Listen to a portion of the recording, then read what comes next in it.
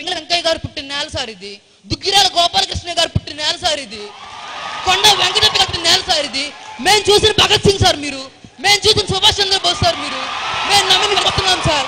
మీకోసం ఇంత దూరం వచ్చాం. ఇంట్లో తల్లిదండ్రులకు చెప్పొచ్చాం సార్. మేము అవ్వాల్సిన ఐఏఎస్ ఐపీఎస్ అధికారులు నెక్స్ట్ తరం ఉన్నారమ్మా. మేము మాత్రం ఇప్పుడు ఆయన కింద సేవకులం. మేమంతా IPS power soldier. Power request people. మీరే చెప్పారు రాత్రి మానవ సేవ మాధవ సేవ అన్నారు. మేము మీ సేవకులం సార్ అంతే. ఈ నవతరం కోసం మా యొక్క నూతన ఓట్లన్నింటినీ మీకే వేస్తాం సార్. మా ఫస్ట్ ఓటు మీకే. జై జనసేన. అందరికీ నమస్కారం అండి. నా పేరు కొట్టే కావ్య. గత ప్రభుత్వంలో జరగని న్యాయం మన కూటమి ప్రభుత్వంలో జరుగుతుందని ఆశించి గత 8 నెలలుగా నేను ప్రభుత్వాధికారులు, పాలకులు, నాయకులు అందరి చుట్టూ తిరుగుతూ న్యాయం కోసం పోరాడుతూనే ఉన్నాను.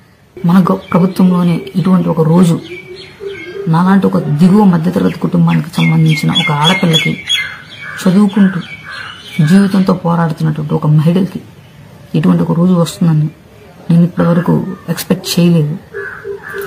నాకు వచ్చినటువంటి ఈ సమస్యకు, నేను పోరాడుతున్న నా సమస్యకు పరిష్కారం కోసం నేను న్యాయ పోరాటం చేస్తూనే ఉంటానని ప్రతి ఒక్కరికి తెలియజేస్తూ వెంకయ్య గారు పుట్టిన నేల సార్ ఇది.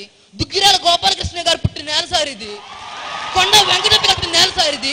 మేము చూసిన భగత్ సింగ్ సార్ మీరు, మేము చూసిన సుభాష్ చంద్రబోస్ సార్ మీరు, మేము నమ్మి వస్తున్నాం సార్. మీకోసం ఇంత దూరం వచ్చాం. ఇంట్లో తల్లిదండ్రులకు చెప్పొచ్చాం సార్. మేము అవ్వాల్సిన ఐఏఎస్ ఐపీఎస్ అధికారులు నెక్స్ట్ తరం ఉన్నారమ్మా. మేము మాత్రం ఇప్పుడు ఆయన కింద సేవకులం. మేమంతా IPS power soldier. Power request people. మీరే చెప్పారు రాత్రి మానవ సేవ మాధవ సేవ అన్నారు. మేము మీ సేవకులం సార్ అంతే. ఈ నవతరం కోసం మా యొక్క నూతన ఓట్లన్నింటినీ మీకే వేస్తాం సార్. మా ఫస్ట్ ఓటు మీకే. జై జనసేన. అందరికీ నమస్కారం అండి. నా పేరు కొట్టే కావ్య. గత ప్రభుత్వంలో జరగని న్యాయం మన కూటమి ప్రభుత్వంలో జరుగుతుందని ఆశించి గత 8 నెలలుగా నేను ప్రభుత్వాధికారులు, పాలకులు, నాయకులు అందరి చుట్టూ తిరుగుతూ న్యాయం కోసం పోరాడుతూనే ఉన్నాను.